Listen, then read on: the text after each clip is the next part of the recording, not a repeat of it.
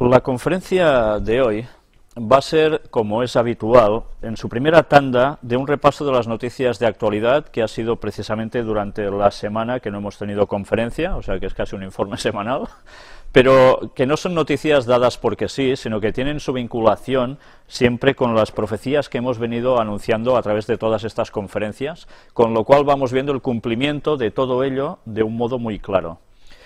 Después tendremos la segunda parte de la conferencia de hoy, donde vamos a presentar una vez más el tema de los antediluvianos, pero ya en su 10ª y definitiva parte final. Veréis que va a ser amplia porque pasaremos un documental muy interesante. Pero bien, vamos a empezar ya directamente con la primera de las noticias, que está relacionada con la crisis. Aquí tenéis el artículo del The Telegraph, que está en inglés, luego lo podemos ver en castellano. Y tenemos aquí cómo, en caso de que la Fed, la Reserva Federal de los Estados Unidos, puede llegar a salvar a Europa del desastre.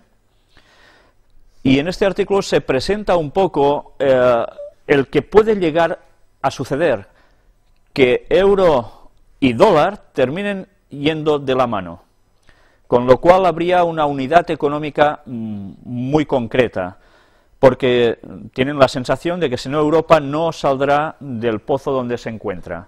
Hemos de estar pendientes de todo esto, porque si llegase a movilizarse todo como una moneda única, sería, bueno, sería un poco impactante, ¿no? Y lógicamente sería un previo paso a la moneda única mundial que estaban buscando. Este artículo en vuestras casas lo podéis leer, es bastante interesante. La OCDE cree que España cumplirá con el déficit y tocará techo con un paro del 23%. Bien, ya empiezan a decir que sí, que ese año las cosas ya llegarán a su límite, pero el paro llegará al 23%. Casi nada, porque un 23% de población parada sería es ya una hecatombe, porque ya estamos en el 22, si no recuerdo mal.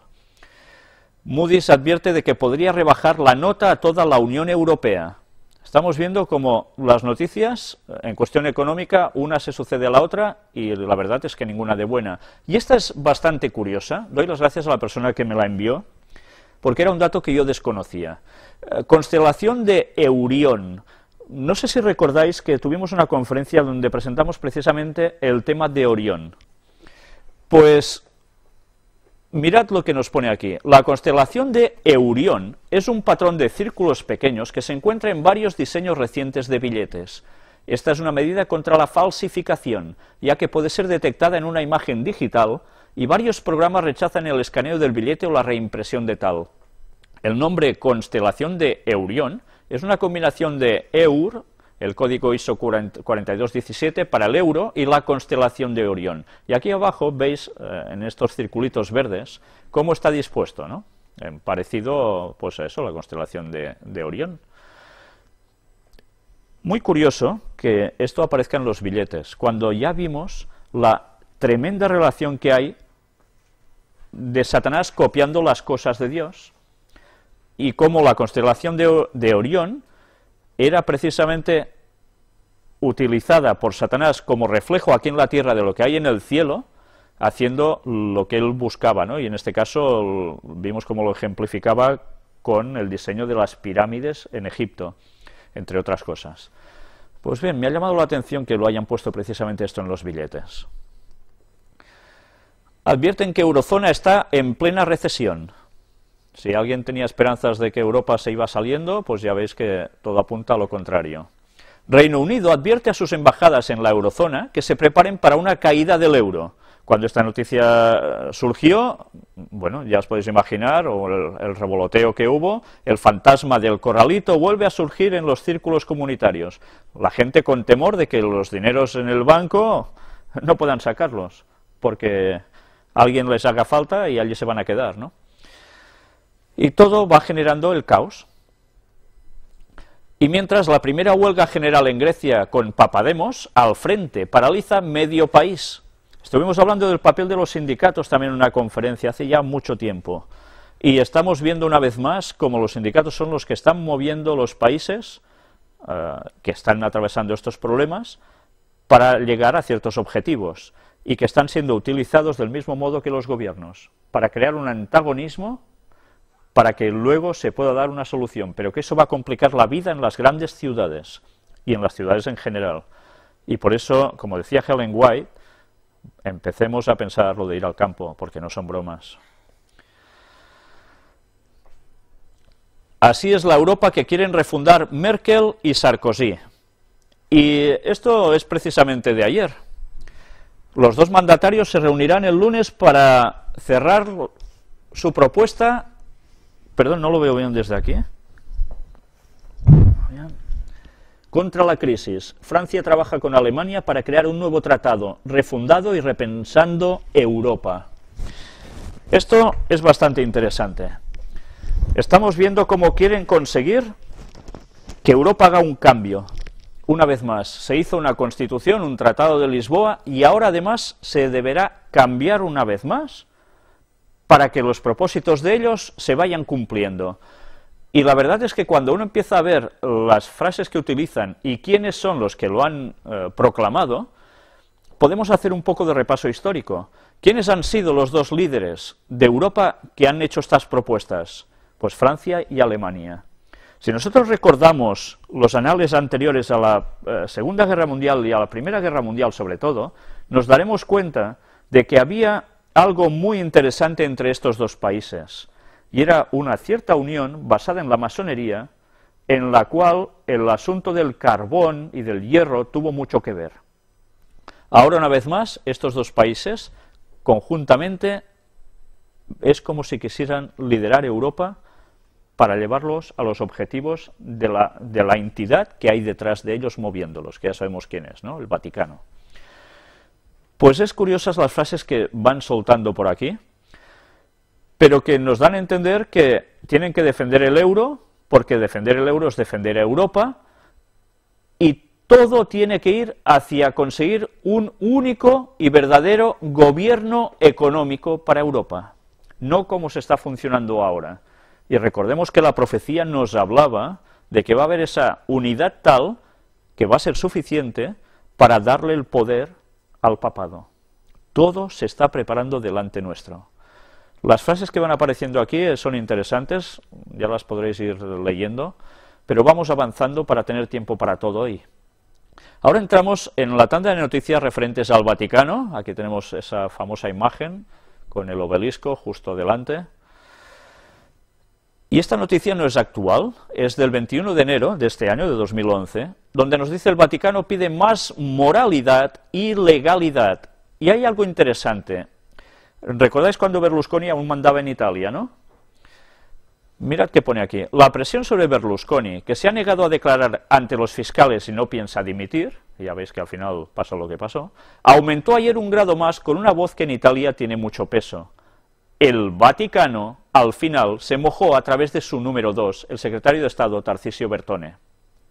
Tras duros editoriales de la prensa católica, Bertone respondió a preguntas de los periodistas sobre el escándalo y dijo que la Iglesia invita a quienes tienen una responsabilidad pública a tener y asumir el compromiso de una moralidad más robusta, de un sentido de justicia y de legalidad. La Santa Sede sigue con preocupación estos asuntos italianos, reconoció. Si el Vaticano retira su apoyo a Berlusconi, al que siempre ha amparado como mal menor, mientras defendiera políticas acordes con la Iglesia, el Cavaliere puede tener problemas. Bien, no somos los únicos que hablamos de esto, ¿eh? Quien tiene el poder detrás es el Vaticano. Si el Vaticano apoya a un gobernante, perfecto. Como por circunstancias de interés que ese gobernante ya no aparezca en escena, ya sabemos dónde va el gobernante. Y él se negaba a dimitir.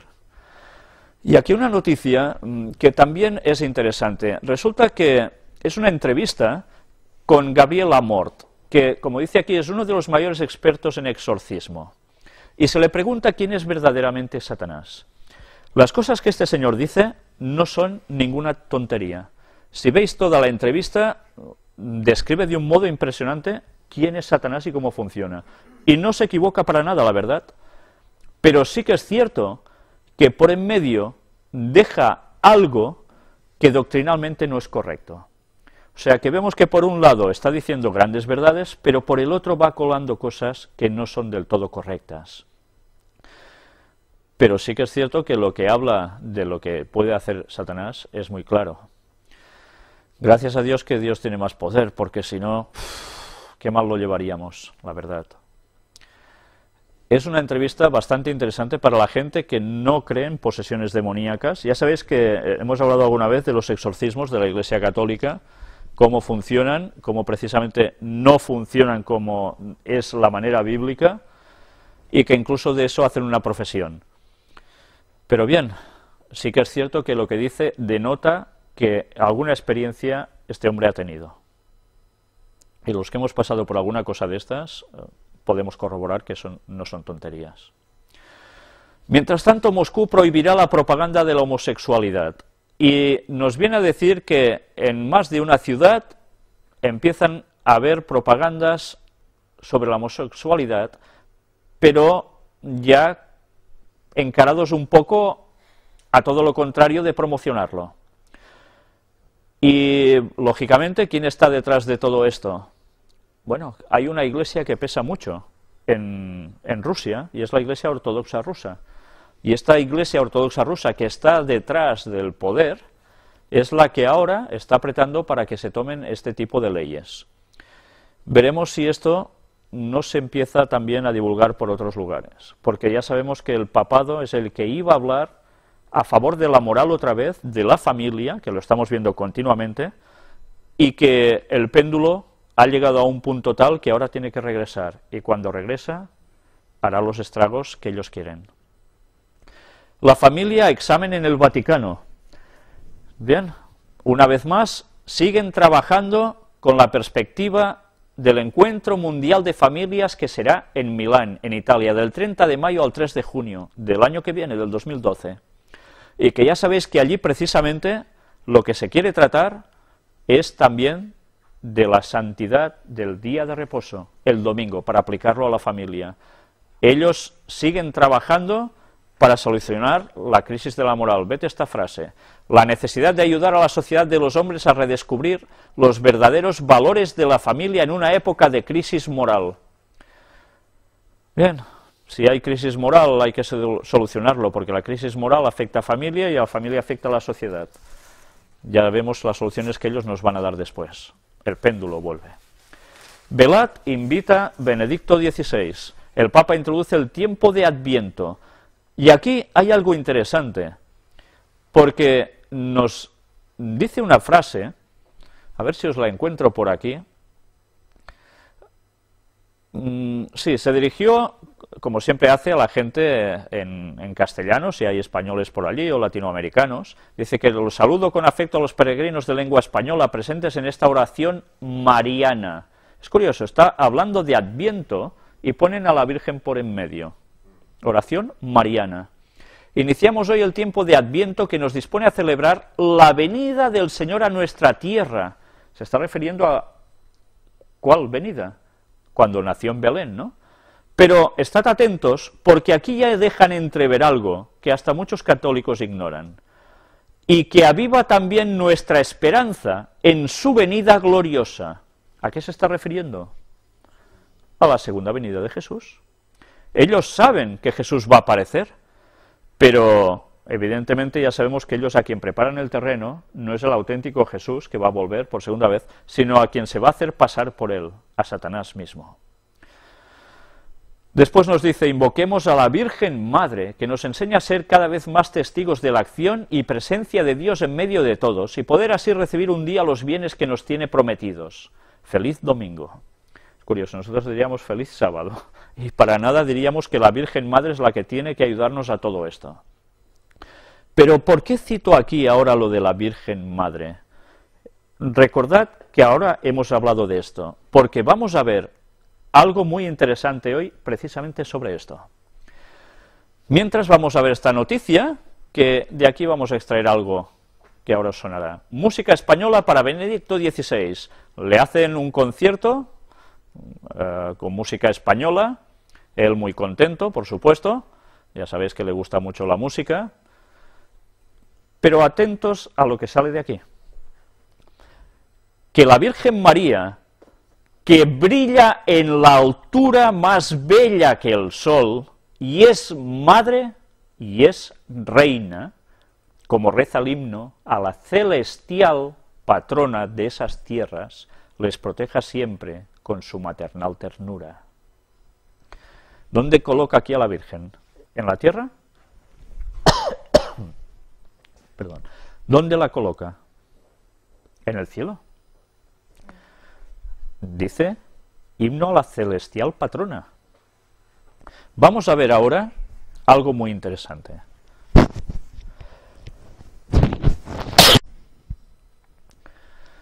Vamos a ir saltando la noticia, que el resto la verdad es que no es que tenga una gran importancia, pero ahora vamos a ver por qué es tan significativo lo que ahora hemos leído.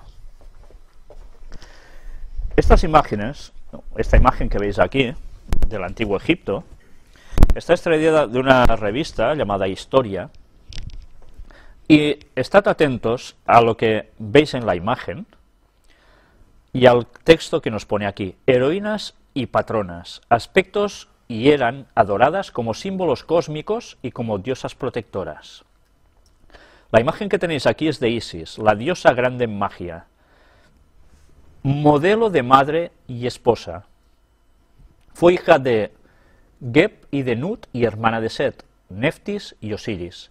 Se manifiesta en forma humana de Milano, vaca, atención a esto, vaca, escorpión, leona o cobra, dependiendo del aspecto que se quiera subrayar y con qué diosa se la quiera fusionar.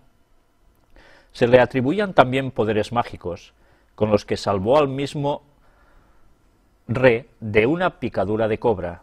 Y aquí tenéis a Isis con su hijo Horus, una estatuilla de bronce del siglo VI o VII hasta el IV antes de Cristo. Estáis viendo una imagen muy peculiar. ¿Qué veis encima de la cabeza de esta señora? Una redondita, una esfera, puesta en medio de unos cuernos, ¿no? Bien, esto es un símbolo solar, de adoración al sol. Pero es curioso que esta señora, esta madre, ya veis que tiene a un niño en brazos. ¿De dónde procede en verdad esta imagen? Estuvimos hablando que esta imagen está basada de mucho más antiguo aún que Egipto, y es Babilonia. Estas copias de divinidades que se pasaban entre los pueblos paganos tienen su origen precisamente en los anales de la historia después del propio diluvio. Y lo curioso es que esta señora sería la misma divinidad que era Semiramis, madre de Tamuz. Es interesante ver cómo esta señora amamanta a su hijo, lo tiene sujetado. No sé si esto recuerda algo, pero luego hablaremos más en profundidad de esto. Vamos a ver un texto de Jeremías, capítulo 7, versículo 18, que nos dice: los hijos recogen la leña, los padres encienden el fuego, y las mujeres amasan la masa para hacer tortas a la reina del cielo y para hacer ofrendas a dioses ajenos, para provocarme a ira. ¿Reina del cielo? Antes hemos visto que la Virgen María se la considera precisamente eso. Entonces, ¿cómo puede ser que a la Virgen María se le esté dando los mismos atributos a esta gran divinidad pagana cuando tan cerca está de la más pura doctrina luciferana? Otro texto, Jeremías 44, del 16 en adelante nos dice: la palabra que nos has hablado en nombre de Jehová no la oiremos de ti, sino que ciertamente pondremos por obra toda palabra que ha salido de nuestra boca, para ofrecer incienso, ¿a quién? A la reina del cielo, derramándole libaciones, como hemos hecho nosotros y nuestros padres, nuestros reyes y nuestros príncipes, en las ciudades de Judá y en las plazas de Jerusalén, y tuvimos abundancia de pan, y estuvimos alegres, y no vimos mal alguno. Mas desde que dejamos de ofrecer incienso a la reina del cielo y de derramarle libaciones, nos falta todo, y a espada y de hambre somos consumidos. Y cuando ofrecimos incienso a la Reina del Cielo y le derramamos libaciones, ¿acaso le hicimos nosotras tortas para tributarle culto y le derramamos libaciones sin consentimiento de nuestros maridos?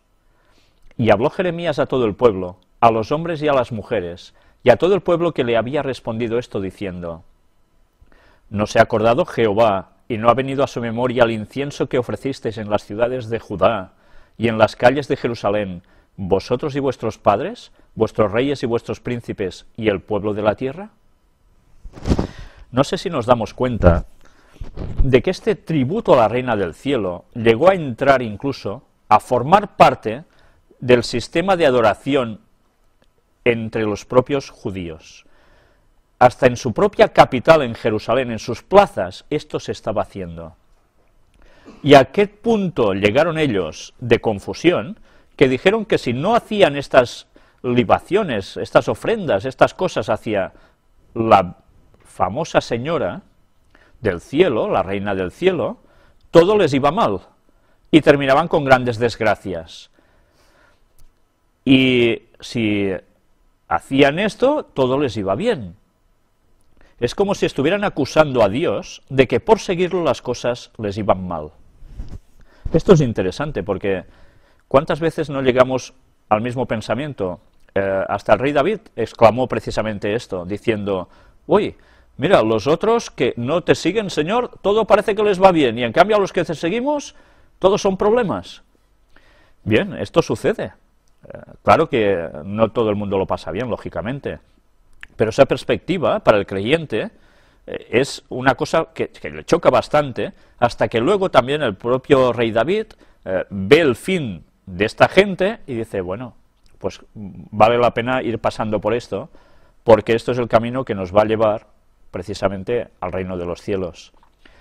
Dios no le gusta que lo pasemos mal, pero sí que nos va dando lecciones para purificar nuestro carácter, que es lo único que nos vamos a llevar de aquí. No las cosas materiales, sino el carácter. Pero ya veis la Reina del Cielo de dónde viene. Y curiosamente, estos titulitos son los mismos que se le han dado ¿a quién? A la Virgen María, por el poder de la Iglesia Católica Romana.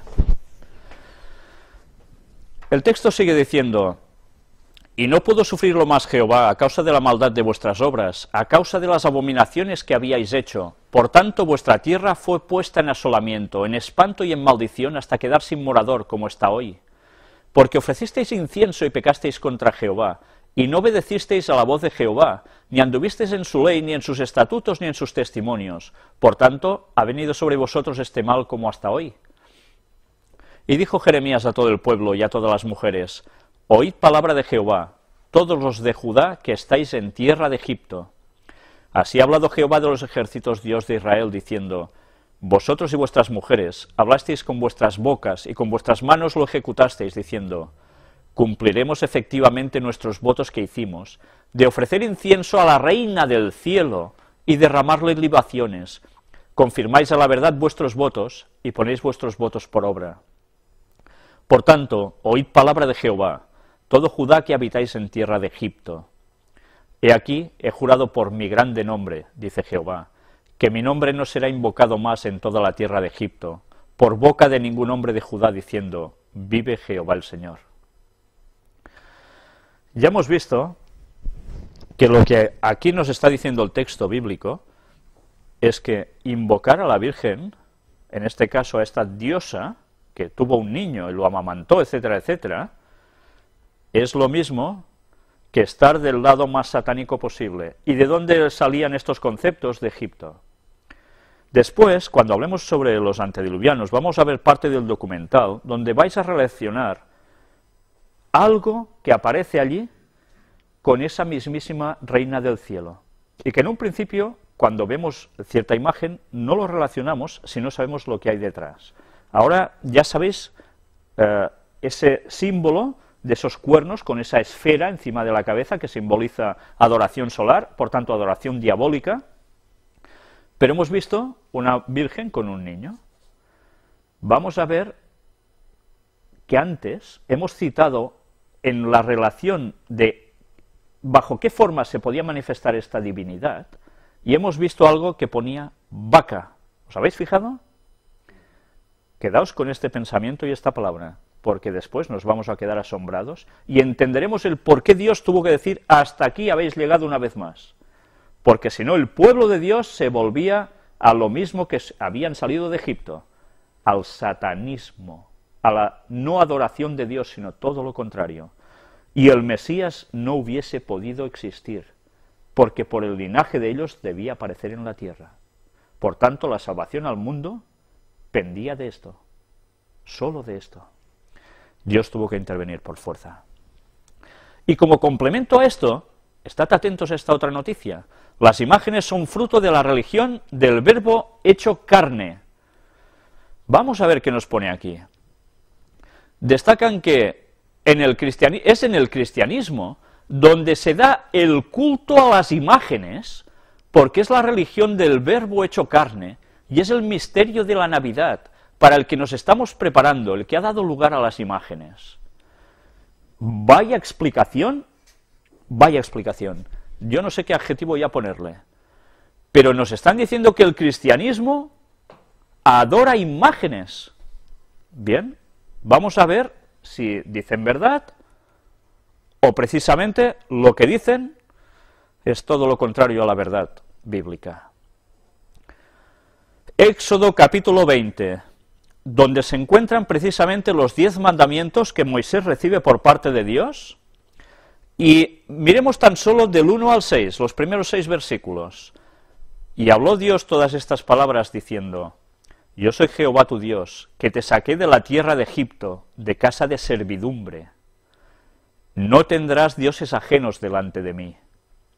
No te harás imagen, ni ninguna semejanza de lo que esté arriba en el cielo, ni abajo en la tierra, ni en las aguas debajo de la tierra. No te inclinarás a ellas, ni las honrarás, porque yo soy Jehová tu Dios, fuerte, celoso, que visito la maldad de los padres sobre los hijos hasta la 3ª y 4ª generación de los que me aborrecen, y hago misericordia a millares, a los que me aman y guardan mis mandamientos. Bien, ¿veis que lo que dicen ellos es lo que reflejan los 10 mandamientos de Dios? ¿Entendéis ahora por qué suprimieron estos señores el segundo mandamiento de no adorar imágenes? Porque si lo seguían manteniendo, no podían hacer el culto satánico disimulado a través de las imágenes, de veneración a muertos, que es de donde ellos salieron, de la tierra de Egipto, que eran casa de servidumbre, como esclavos. El catolicismo sigue manteniendo entre sus doctrinas el auténtico paganismo.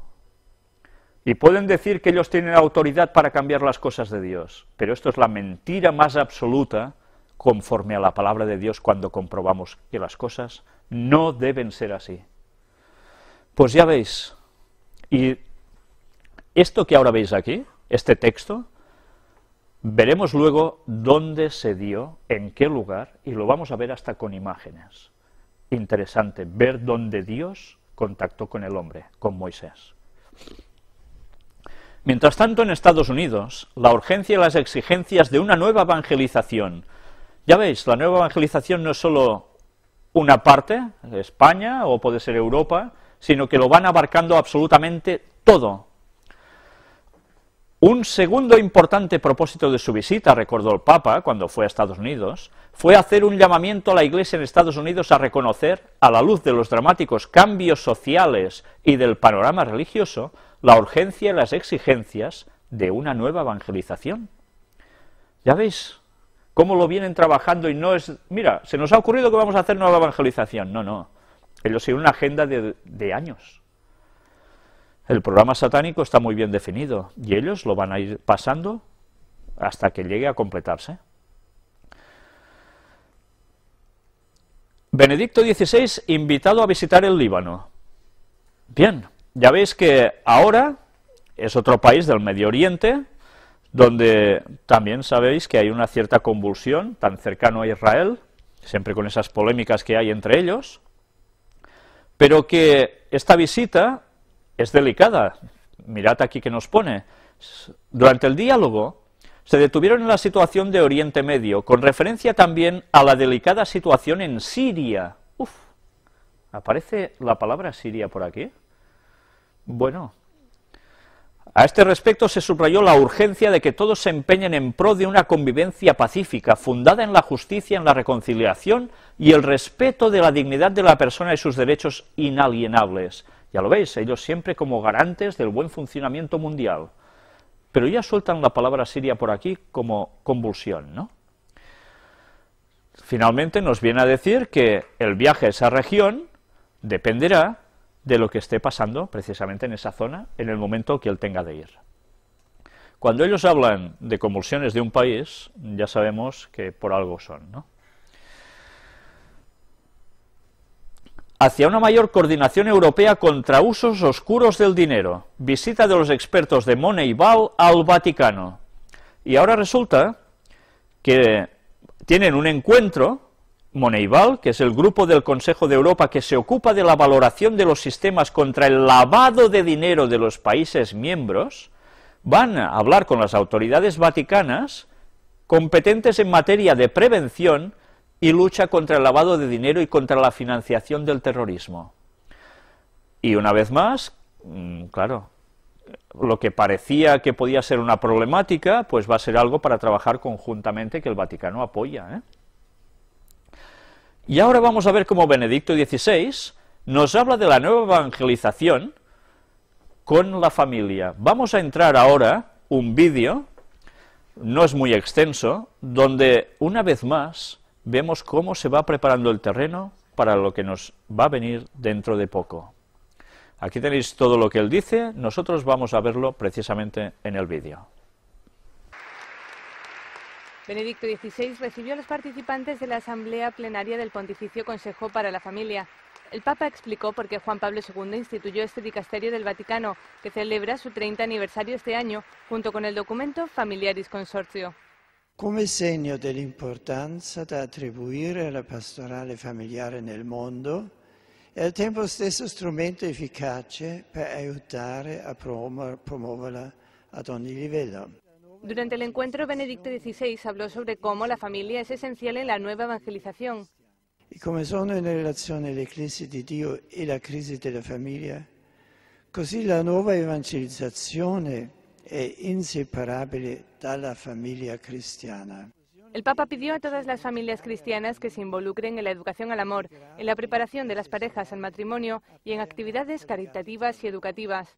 Benedicto XVI también habló sobre el Encuentro Mundial de las Familias Milán 2012. Pidió que las familias de Milán abran las puertas de sus casas con hospitalidad a los miles de participantes y peregrinos que asistirán.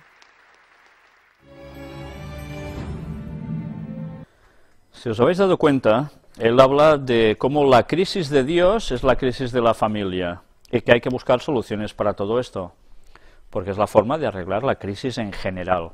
Y, como no, lo entrelaza con el encuentro de familias que va a haber en Milán. La solución por encima de todo esto, ¿qué va a ser? Para que se arreglen las familias, se impondrá el día de reposo, el llamado domingo, ahora, en vez de sábado, que era lo que Dios había dicho, y así el mundo se podrá arreglar. Es curioso, ¿eh? ¿Qué esquema tienen tan bien montado? Sencillamente, lo que dicen no es mentira. Si la gente de verdad guardase el sábado, de verdad uniese las familias y por encima de todo siguieran a Dios, esto no pasaría.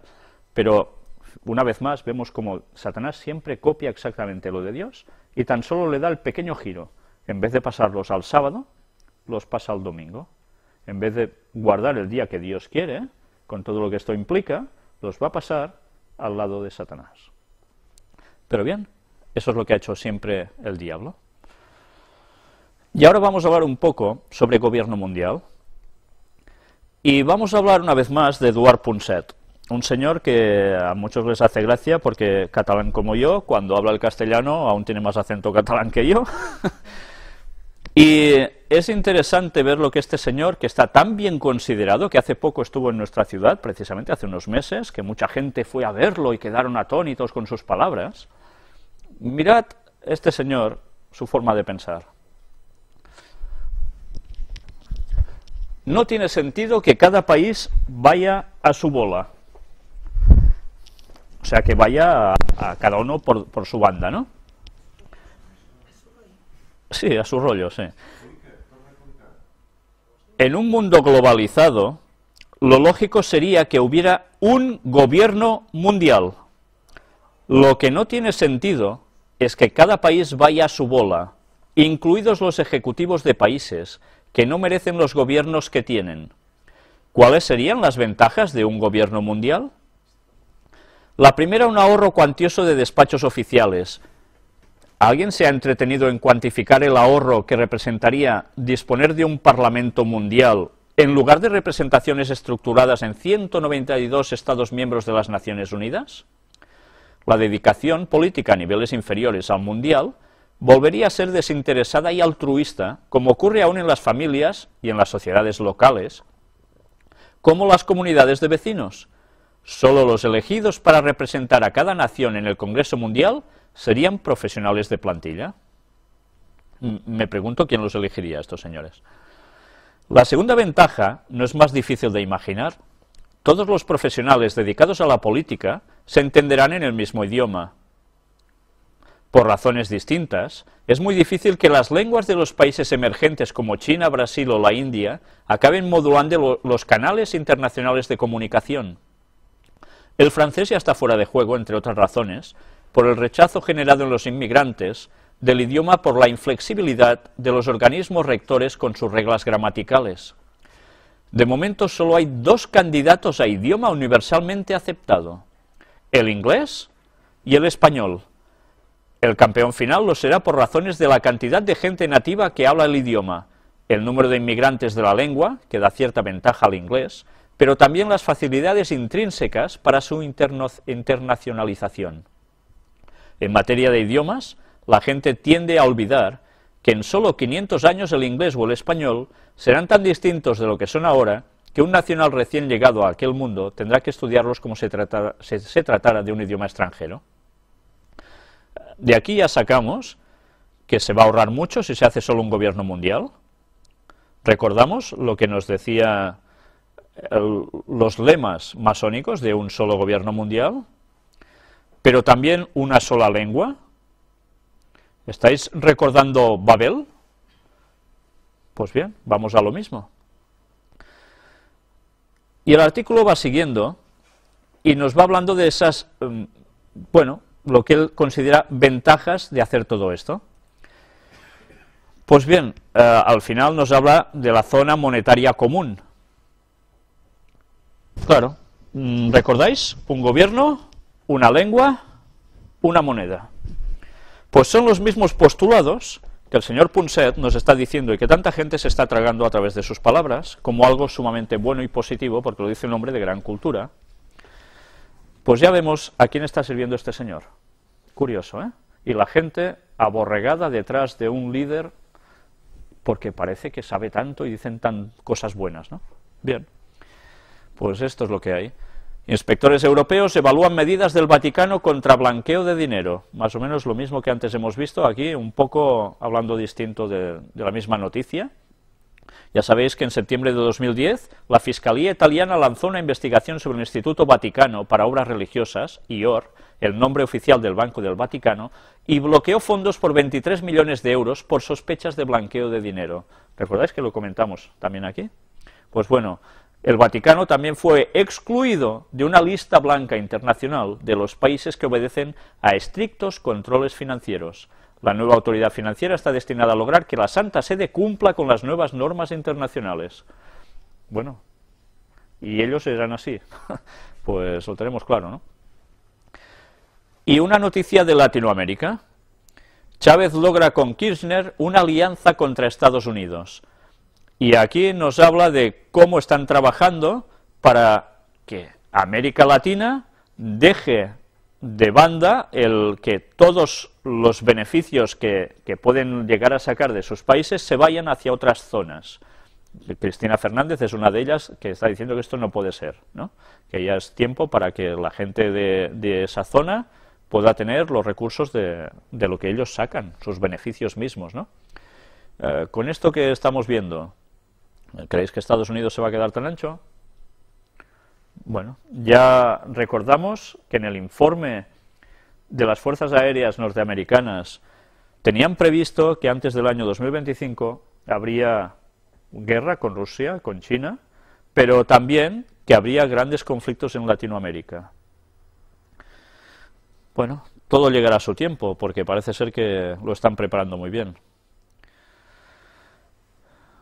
Y vamos a seguir avanzando, y sencillamente una noticia de las elecciones que hubo en España, en el 20 de noviembre pasado. Rajoy jurará su cargo como presidente el día 22 de diciembre, coincidiendo con la lotería.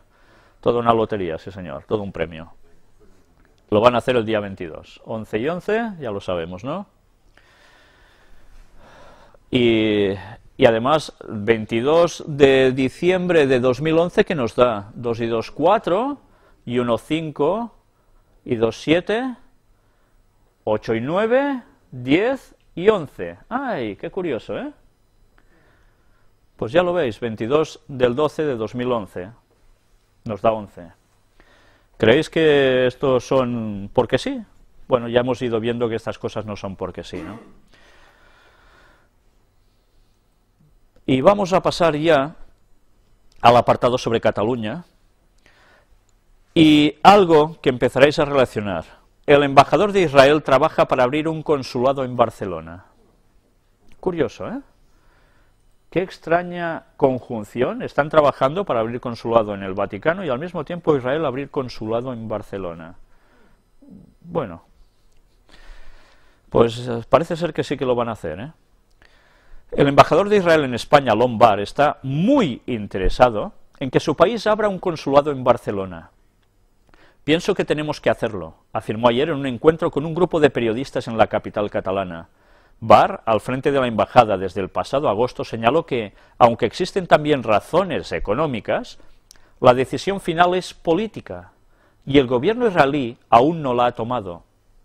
Barr aseguró, eso sí, que cuenta con el pleno apoyo del que fue su antecesor en Madrid, Rafael Schutz, ahora director general para Europa en el Ministerio de Exteriores israelí. Bien, ya vamos empezando a cuadrar piezas, ¿no?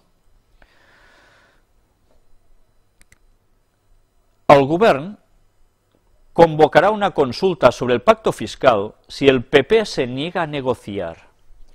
Están tensando la cuerda al máximo.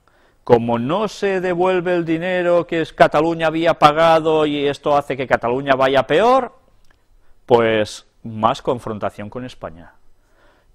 Y si no devuelven lo que ellos piden, han dicho de que van a convocar un referéndum, no vinculante, pero sí referéndum, donde el pueblo catalán manifieste si quieren esto o no. Y depende de la opinión que el pueblo catalán haga en las urnas, ellos van a apretar más o menos para decir se acabó. La economía va a ser lo que va a mover incluso a los que están en Cataluña, que no son catalanes de nacimiento, o que vinieron de pequeños, o cualquier cosa parecida, a gente que se sentía muy española, a decir, ostras, pero es que aquí estamos con una crisis tremenda, y vamos a nuestras tierras y vemos cómo en nuestras tierras la gente vive mejor, porque estos son los comentarios que todo el mundo dice, y que no hace falta que lo digan Durán y Lleida, un político y tal, porque son los comentarios de a pie. Dicen, vamos a nuestra tierra y vemos que allí pues viven mejor que nosotros, trabajan menos, y ¿de dónde les salen los dineros? Pues claro, si nosotros se lo quedan lo que pagamos los gobiernos, pues esto no puede ser. Y ellos se están sintiendo más catalanes con esto por el dinero. Entonces, fijaos cómo a través de la economía se puede llegar a conseguir lo que a través de política sola, por nacionalismo, no se conseguía. Las jugadas están siendo maestras, ¿eh? Maestras totalmente. Pues bien, ya veis que la tensión sigue. ¿Sabéis? He estado a punto de poder conseguir lo que tanto os he dicho en otras conferencias sobre las grabaciones de lo que el Papa vino a hacer en Barcelona y en Galicia, especialmente en Barcelona también. Pero las personas que me lo iban a dar, sabéis que os expliqué que hubo una serie de desgracias, pues ahora han recibido amenazas. Amenazas con un sello muy concreto que ellos han relacionado enseguida con un pequeño país que está en Italia, puesto en una ciudad llamada Roma. Y han pasado ya tanto miedo, tienen tanto miedo, que no quieren suministrar ya estas imágenes. Por tanto, no os las podré suministrar, pero ya ves cómo se las gastan. Pero lo que allí se venía a decir es que esta ruptura va a ser, y el Vaticano lo sabe muy bien, para eso vino.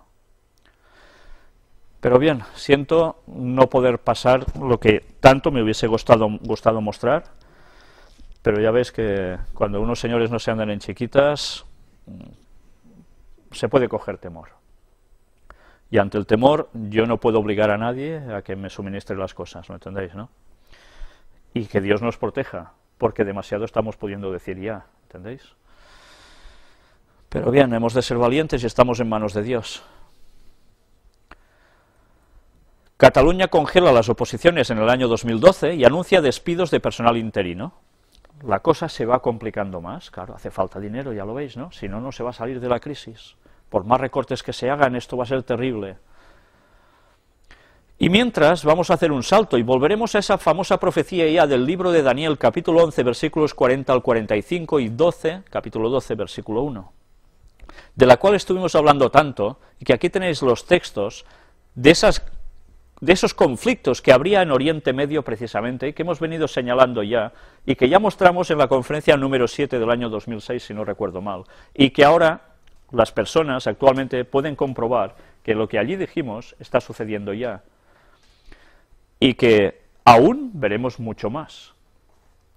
Pues bien, estos son los textos que ya no me paro a leer ni a comentar, porque ya lo hemos hecho demasiadas veces quizás, pero vamos viendo cómo los resultados siguen saliendo a través de la cuestión política en todos estos países, para que ese conflicto aún genere más.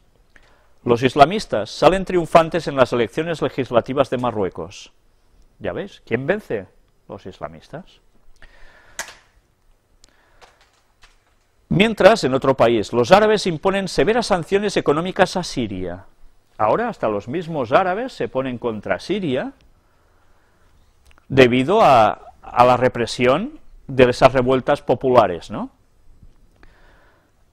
Y son, bueno, están siendo condiciones muy severas contra Damasco y contra Siria en general. Pero mientras, China no dudará en proteger a Irán, incluso con una tercera guerra mundial, y esto lo dijo el mayor general Zhang Zhaozong. No son bromas, porque ya sabéis que Siria va vinculada plenamente a Irán. Por tanto, China dice, bueno, como os atreváis a hacer algo en Irán, aquí entramos nosotros, y con tercera guerra mundial si conviene. Y ya sabéis que ellos tienen sus aliados, que se llaman los rusos. ¿Y por qué se ponen así de fuertes ante el problema con Irán? Luego vamos a ver unos datos que no nos van a dejar ninguna duda del por qué las cosas van a llegar a lo que van a suceder. El profesor Xiaoming Zhang Zhaozong dijo que no duda en luchar en una tercera guerra mundial, sería del todo de las necesidades nacionales de política. Hasta cierto punto, sin embargo, esto sería completamente ridículo para alentar. Bueno, está traducido del inglés directamente, ya veis que está traducido un poco así. Pero nos están advirtiendo, puede haber tercera guerra mundial si se hace esto. No sé si recordáis la imagen que mostramos la semana anterior del Papa. Detrás suyo había algo en el escenario, ¿recordáis? Una imagen de un Jesús un poco extraño, que salía, según explicaban, del cráter de un volcán provocado por una bomba nuclear. Bien, pues vamos a ver si las cosas no irán por el sitio que tiene que ser, ya veremos. Mientras tanto, la Unión Europea quiere que el Consejo de Derechos Humanos de la ONU aborde la represión en Siria. Hay que actuar. La embajada británica en Teherán, que está en Irán, sufre 3 asaltos por parte de manifestantes iraníes. ¿Y esto a qué condujo? Pues evidentemente a que hubiera una confrontación entre el gobierno británico y el gobierno iraní. El gobierno británico no anda solo, los países europeos se han sumado a decir esto no puede ser, hasta las embajadas nos tenéis que atacar y hay que hacer algo, esto no se puede consentir. Pero atención a esta noticia que veis aquí y que ahora vamos a ver en español. Restablecer el Imperio Otomano es el sueño de Erdogan según Assad. Erdogan es el señor que está mandando en Turquía y Assad el señor que está mandando en Siria. Son interesantísimas las palabras que aquí pone. Restablecer el Imperio Otomano es el sueño de Erdogan, de Turquía. El Imperio Otomano aparecía ya en las profecías de Apocalipsis como un imperio que haría todo lo que hizo, pero que también tenía su fin. Y eso está profetizado en Apocalipsis, aparece allí, bajo símbolos, aparece muy claramente, con la langosta, etcétera, etcétera. Pero curiosamente, se dijo que Turquía ya no pintaba nada más en la historia. Y yo recuerdo las palabras que nosotros hemos mostrado en alguna ocasión del escritor Urias Smith, donde en sus comentarios al libro de Apocalipsis decía, hablando sobre Armagedón, en un lenguaje claro, el último castañazo en la tierra, el último gran conflicto bélico en la tierra, entre otras cosas, y decía que Turquía tenía un papel importante en esos momentos. Durante muchos años, esta perspectiva ahora se desechó totalmente, diciendo, Turquía sí ya no pinta nada, esto es imposible. Bien, yo no puedo afirmar que así sea, pero desde luego, cuando veo frases así, empiezo a pensar si ese pionero estaba diciendo bobadas o realmente iba bastante bien encaminado. Lo que sí está claro es que esa zona tiene mucho que ver. Turquía es la bisagra entre Oriente y Occidente.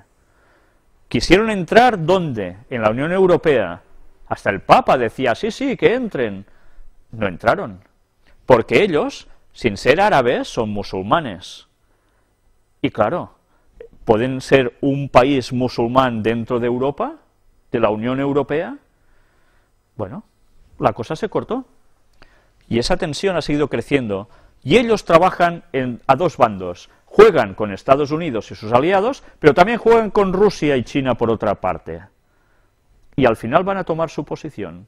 Pero cuando vemos estas perspectivas, ha habido algo muy interesante, no os lo he podido conseguir, salió en un reportaje en la televisión de Cataluña, en TV3, en el 324, concretamente en el canal 324, donde se hacía relieve la noticia que decían de que precisamente a Turquía le interesa mucho que Siria salga del panorama de Oriente Medio, para que ellos puedan coger la preeminencia en esa zona.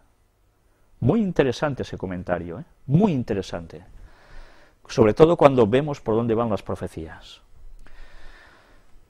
Bueno, aquí no sé si lo veis, abajo nos dicen declaraciones a la página web en idioma árabe, Arab Press. Assad hizo una llamada a sus seguidores a no cometer actos de vandalismo contra los símbolos turcos. Yo les pido no quemen banderas turcas, los turcos son un pueblo orgulloso. Y ya sabéis, bueno, ¿lo veis a veces cuando se juega un partido en Turquía, de fútbol o de baloncesto? ¿Qué pasa? Bueno, son un público muy forofo, Bueno, va con su carácter, pues es lo que él está definiendo aquí, es un carácter muy orgulloso. ¿Qué puede pasar con eso? Pues ya nos lo podemos ir imaginando, ¿no? Irán detiene a varios estudiantes por el asalto a la embajada de Reino Unido. Y claro, la cosa se iba calentando aún más. El Ministerio de Asuntos Exteriores recomienda a los españoles que se encuentren en Siria que abandonen de forma inmediata el país por el aumento de la inseguridad en los últimos días. ¿Recordáis que pasó lo mismo en otros países que han tenido los problemas? ¿Y cómo han terminado? La historia se va repitiendo una vez más, Y en esta página, muy interesante, da unas cuantas noticias, solo en portada, que no hace falta entrar en detalles, pero que ya vemos, estados árabes preparados para una zona de exclusión aérea sobre Siria. ¿Recordáis algo con Libia? Rusia envía barcos de guerra a Siria para impedir un ataque de la OTAN. Ya están allí, están en la zona.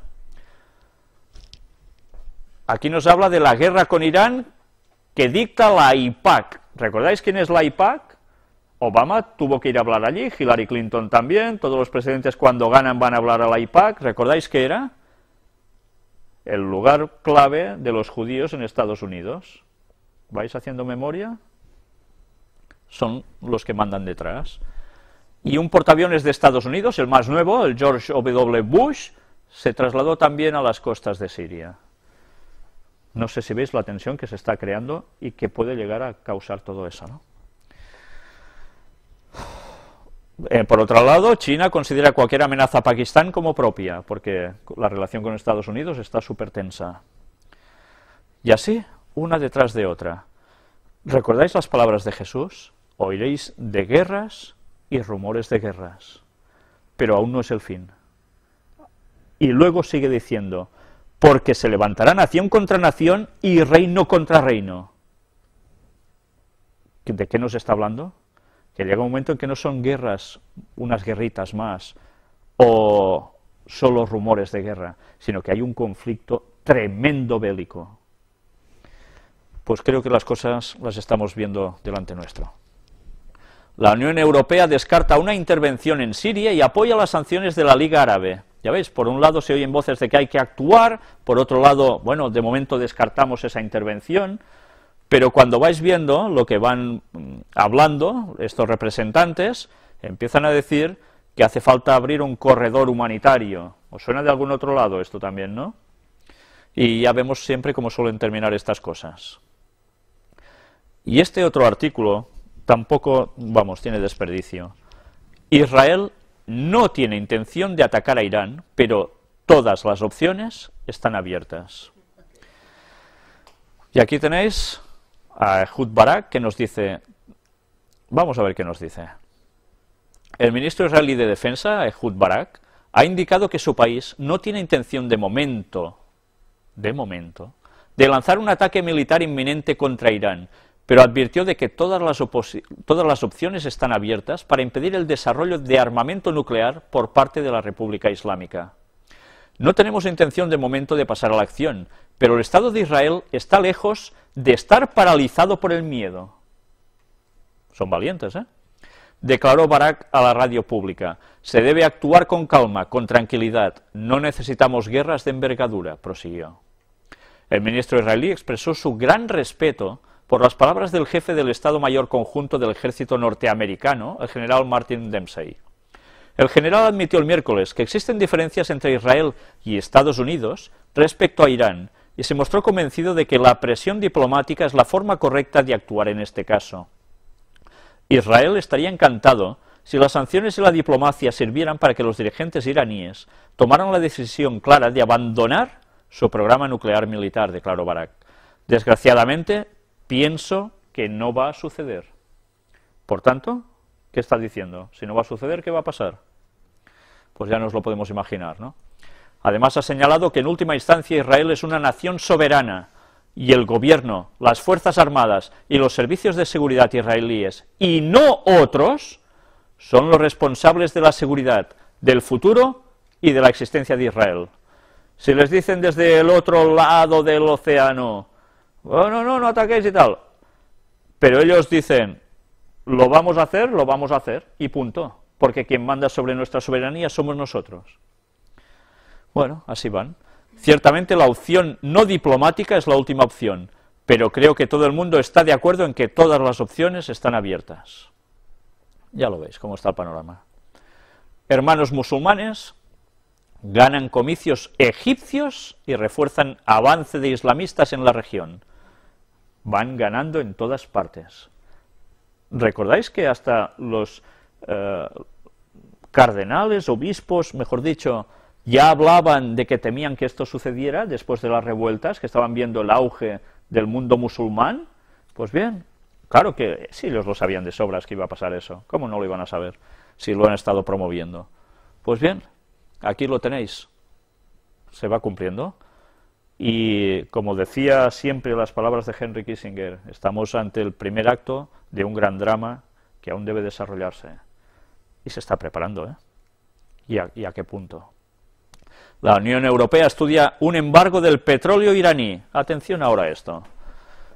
porque Londres cierra su embajada en Teherán y expulsa a los diplomáticos iraníes. Ya sabéis, ahora ya, pues os vais de aquí, habéis hecho eso allí, pues ahora vosotros a la calle. Pero atención al asunto del embargo del petróleo iraní. ¿Qué pasa con el petróleo? Atención a lo que ahora vais a ir viendo aquí. Petróleo China. Irán y China firman un acuerdo para desarrollar sur de Azadegán. Noticia del 28 de septiembre de 2009. China está haciendo unos contratos importantísimos porque China recibe el 14% del crudo de Irán para su abastecimiento, mientras que Teherán compra una tercera parte de su gasolina a Pekín. Ahora vamos a ver cómo detrás de estos acontecimientos, que uno desde aquí puede decir, ah, mira, se pegan porque no sé qué, ya hemos visto en las anteriores guerras que ha habido en estas zonas, ¿a qué se debían en verdad? Cuestión de petróleo, cuestión de dominio, y un segundo objetivo, que era pasar el Vaticano a Jerusalén, aprovechando la circunstancia, ¿eh? Pero bien, en la primera causa, otro dato interesante. Fondo Soberano de China compra participación en compañía de petróleo y gas de Kazajistán. Noticia también del 1 de octubre de 2009. Estuvimos hablando de ese país, ¿lo recordáis? De Kazajstán, con esa famosa pirámide, etcétera, etcétera, y donde se están haciendo y firmando contratos impresionantes de todo el tema que estamos tratando del petróleo. Un país que parece que no pinta nada, ¿eh? Por allí perdido en el quinto, ¿sí? Pues ya veis quién está negociando en estos lugares. Lo que se está moviendo es impresionante. Otra noticia. El orden chino. La China de hoy es el segundo consumidor de petróleo del mundo, con más de 8 millones de barriles diarios contra 18 millones de Estados Unidos. Esta noticia es de enero del 2010. Cada vez más dependiente de las importaciones de todo tipo de recursos y utiliza su poder financiero para dar un impulso a sus ambiciones en todo el orbe, ya sea en Sudán, Irán, Angola, pero también en Brasil, México, Venezuela o Asia Central. El poder financiero le sirve para aumentar su influencia estratégica, se aprovisiona, consolida posiciones diplomáticas y promueve a sus empresas. Y aunque se le acuse de falta de ética, Occidente no está en condiciones de dar muchas lecciones. ¿Ya ves dónde se están posicionando? ¿Por qué creéis que hay tensiones en estos lugares? ¿Por qué sí? Aquí otra noticia. De este año ya, de abril del 2011, China mantiene apetito por compras de crudo en mayo de 2011. China mostró una robusta demanda de petróleo en mayo de 2011, más allá de los altos precios. Los economistas miran de cerca la economía china para detectar señales de desaceleración, lo que reduciría la demanda de materias primas en momentos en que Pekín ajusta la oferta monetaria para contener la inflación. Pero curiosamente, cada vez necesitan más petróleo. La demanda de crudo de China superó en mayo los 9 millones de barriles por día por séptimo mes consecutivo. ¿Ya veis? Necesitan más, no dan abasto. El petróleo iraní seduce a China, que invierte 40.000 millones en el sector. Petróleo y gas iraní. ¿Por qué creéis que el mundo occidental está tan interesado en tener su intervención en Irán? Porque China se está llevando el bacalao, ¿entendéis? Y mientras en España buscará alternativas al petróleo iraní si la Unión Europea aprueba un embargo, porque el 14%, mirad esto, España tiene en Irán su principal fuente de petróleo, ya que de este país procede el 14% de sus importaciones. Claro, tendrán que buscar alternativas, tendrán que negociar. Y si la cuestión en Irán, España tiene que gastar tanto en Irán para recibir el petróleo, ¿qué pasó con Libia? ¿Quién estaba tan interesado en intervenir? ¿Qué compañías petroleras? Pues porque el petróleo también iba para muchos lugares, y esas petroleras curiosamente son las que ahora se están moviendo por Libia. para poder extraer el petróleo y que vaya a los lugares donde se quería que fueran y que no se fueran desviando hacia China y Rusia. Pero tuvieron que llegar a convenios para que, por detrás, para que pudiesen intervenir los ejércitos aliados allí, en sus modos encubiertos y tal, ¿no? O de bombardeo directamente, claro. Pues cuando hace falta negociación, luego quiere decir que hacen negociación para repartir el pastel.